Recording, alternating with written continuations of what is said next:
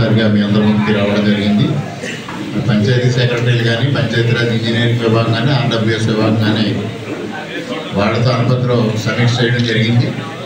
మిగిలిన అధికారులు కట్టిశ్రీకాలు వచ్చి కలిసారు కానీ ఒకసారిగా మీతో ఇంటరాక్ట్ అవ్వాలనే ఉద్దేశంతో ఈరోజు మీ ముందుకు రావడం జరిగింది.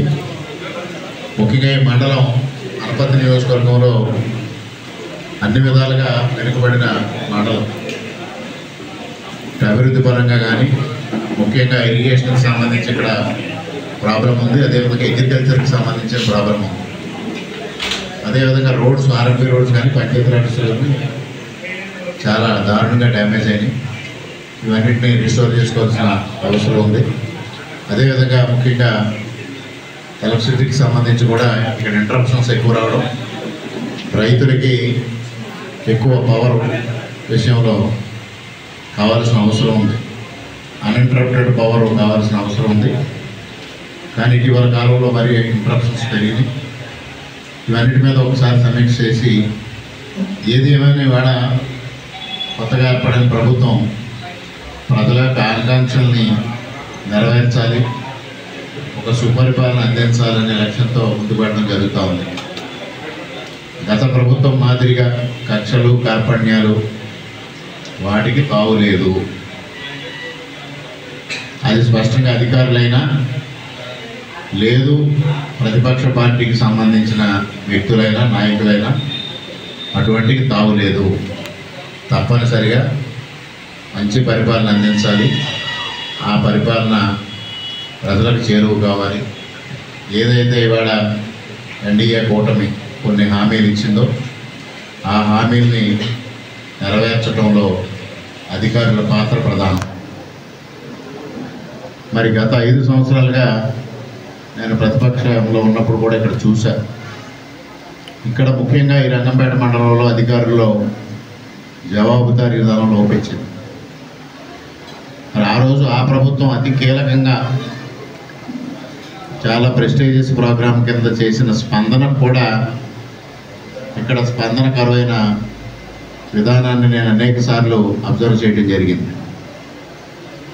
ఇవాళ ఆన్లైన్ సిస్టమ్ వచ్చింది, ఆన్లైన్లోనే ఫిర్యాదులు తీసుకునే పరిస్థితి వచ్చింది.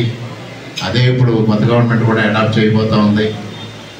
ఇటువంటి పరిస్థితుల్లో అధికారులందరూ కూడా జవాబుదారీతనంతో ఉండాలనేది మాత్రం నేను కోరుకుంటా ఉన్నా. ఎక్కడ ఏ ల్యాబ్స్, ఎక్కడ ల్యాబ్సెస్ వచ్చినా దాన్ని తీవ్రంగా పరిగణించడం జరుగుతుంది. ఇంటెన్షనల్ ల్యాబ్సెస్ కొన్ని సర్కమ్స్టాన్సెస్ ఆధారంగా కొన్ని జరగవచ్చు, వాటికి మనం సరి చేసుకుందాం. కానీ వాంటెడ్గా ఎక్కడైనా ల్యాబ్సెస్ ఉండి ఇట్లా ఉంటే మాత్రం సహించం. గవర్నమెంట్ ఏ ప్రోగ్రామ్ అయితే చేస్తుందో ఆ ప్రోగ్రామ్ అదే ధ్యేయంతో 100% పబ్లిక్కి వెళ్ళాలి. దానిలో మాత్రం మీ అందరూ సహకరించమని మీ అందరినీ కోరుతా ఉన్నా. ముఖ్యంగా ఈ మండలానికి సంబంధించి చాగల్నాడుకు ఎవరైనా వచ్చారంటే ఆఫీసర్స్ మేము చాగల్నాడు ఆ రోజు ఇప్పుడు 14 నుంచి 19 వరకు దాన్ని రిపేర్స్ కంప్లీట్ చేసి దాన్ని గతంలో డీబంక్ అయిన సిస్టమ్ అని మరలా ఇవాళ ఈ 5 సంవత్సరాలకు కూడా ఆశించిన రీతిలో అది పనిచేయని పరిస్థితిని చూస్తూ ఉన్నాం. ఇప్పుడు అసలు మీకు రిక్వైర్మెంట్ ఏంటి, దాని స్టేటస్ ఏంటి ఒకసారి మీరు చెప్తే ఫర్దర్గా ఏం చేయలేదు. అదేవిధంగా అగ్రికల్చర్కి సంబంధించి ఇక్కడ అనేక సమస్యలు ఉన్నాయి.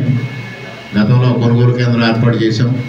ఆ కొనుగోలు కేంద్రం కూడా ఈ 5 సంవత్సరాలు అసలు పనిచేయని పరిస్థితిని చూసాం. మినుములు జనంలో కొనుగోలు కేంద్రం, ఇవన్నింటినీ రిస్టోర్ చేసుకోవాలి. ఇంకా పబ్లిక్ నుంచి ఉన్న డిమాండ్స్ని ఏ విధంగా మనం మీట్ అవ్వాలనేది ప్రధానంగా పవర్ ఏఈ గారు మీరు మీ యాక్టివిటీస్ ఇక్కడ నలుగురిలో డిస్కస్ చేయడం మంచిది కాదు, కానీ మీ యాటిట్యూడ్ చేంజ్ చేసుకోవాల్సిన అవసరం ఉంది. డిఫరెంట్ యాటిట్యూడ్ మీరు మేనేజ్మెంట్ ఆఫ్ హైయర్ అథారిటీస్ మానేసి how to deal with the public అనేది దట్ ఈజ్ మోర్ ఇంపార్టెంట్. దాని మీద కాన్సన్ట్రేట్ చేయమని కోరుతా ఉన్నా. ముఖ్యంగా ఇక్కడ పవరు, అగ్రికల్చరు, అదేవిధంగా ఇరిగేషన్ చాగల్నాడు, ఇవి మోర్ ఇంపార్టెంట్. మిగిలిన ఎలాగా రొటీన్గా జరుగుతూ ఉంటాయి, అవి కాదు. కానీ ఒకసారి మీరు చాగలనాటి స్టేటస్ చెప్తే.